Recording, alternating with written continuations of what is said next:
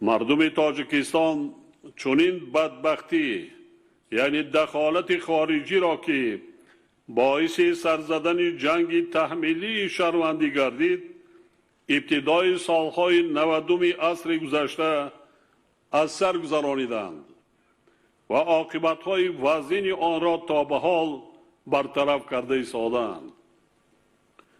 در نتیجه جنگ بیش از 150,000 شهروندان ما به هلاکت رسیده، 50,000 نفر کودکان یتیم شدند. با در نظر داشت چنین تجربه تلخ تاریخی ما هیچگاه به مسائل داخلی همسایه های خود دخالت نمی کنیم.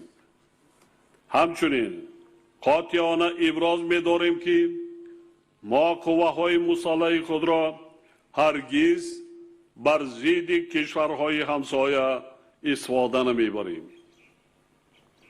برعکس ما همیشه جانبدار آن هستیم که در کشورهای همجوارمان صلح و ثبات حکم فرما باشد و ما با آنها در فضای آرامی و ثبات و دوستی و همکاری زندگی کنیم.